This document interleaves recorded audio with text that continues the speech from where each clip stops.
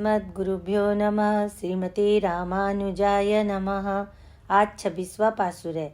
इस पासुर में गोदम्बा जी व्यामोह नील मणिवर्ण वटपत्रशाही भगवान से पुरुषार्थ स्वरूप शंख, भेरी, ध्वज, दीपक मांग रही है। भगवान ने पूछा, तुम अनन्य प्रयोजन वाली गोपियां पदार्थ की अपेक्षा कैसे कर रही हो? गोपियां कहती है, हमारे पूर्वजों से अनुष्ठित मार्ग से स्नान नामक एक व्रत है, जिसको बड़ों की आज्ञा से हम भी अब करना चाहती हैं। इस व्रत में शंख, भेरी, दीप, ध्वज, वितान इत्यादि पदार्थ अपेक्षित है। गोपियां ऐसे पदार्थ मांगती है जिनको लेते हुए स्वयं भगवान को आना पड़ता है। भगवान गोपियों के प्रति विशेष व्यामोह प्रकाशित करते हुए परवशचित्त रह गए। गोपियों की मांग को देखकर भगवान ने कहा, इतनी दुर्लभ वस्तुओं को मैं कहाँ से लाऊंगा? गोपियां कहती है कि हे प्रभु, हम आपकी विचित्र शक्ति से खूब परिचित हैं, अतः अगर आपको हमारा इष्टार्थ देने की कृपा हो तो उसको देने में फिर आपको कोई क्लेश न होगा। अर्थात आपके लिए दुर्लभ पदार्थ संसार में कौन सा होगा?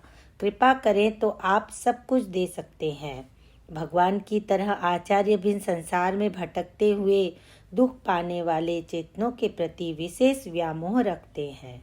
ऐसे व्यामोह के कारण श्री रामानुज स्वामी जी उनके उद्धार के लिए वाचामगोचर प्रयत्न किए। भगवान को मणिवर्ण से भी संबोधन किया जाता है।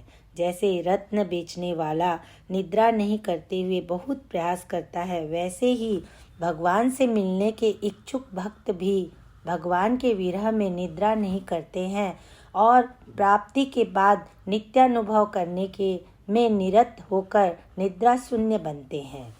शंख शुद्ध सत्वगुण और विशुद्ध ज्ञान का संकेत है। शंख मांगने का अर्थ है हम शुद्ध, सात्विक और ज्ञानी बनेंगे। आचार्य वैभव और मंगलाशासन करने वाली भेरी बनेंगे। अभी मंगलाशासन कर रहे हैं, निरंतर चालू रहने के लिए प्रार्थना की जाती है। आपकी निर्हेतुक कृपा रूपी दीप के प्रज्वलन से जीवात्मा संसार रूपी अंधेरे से मोक्ष रूपी उजाले की तरफ बढ़ेगा।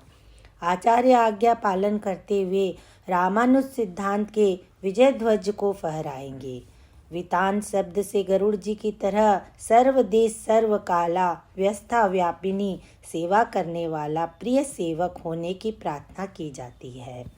यहाँ पर गोपियाँ कहती है, शास्त्र में मार्ग से व्रत का उल्लेख है या नहीं मालूम नहीं, परंतु हमारे पूर्वजों ने इसे किया, उसी शिष्टाचार के आधार पर हम भी करेंगे। यहाँ पर शिष्टाचार का वर्णन उल्लेखनीय है। स्पष्ट शास्त्र विधि के अभाव में शिष्टाचार को प्रमाण के रूप में स्वीकार किया जाता है। उदाहरण के लिए आचार्य की प्रसादी स्वीकार करना हर एक शिष्य का कर्तव्य है। यह शास्त्र में लिखा हुआ नहीं है, परंतु हमारे पूर्वाचार्यों ने इसे आचरण में लिया था और वह हमारे लिए शिष्टाचार हो गया है। जय श्रीमन नारायण।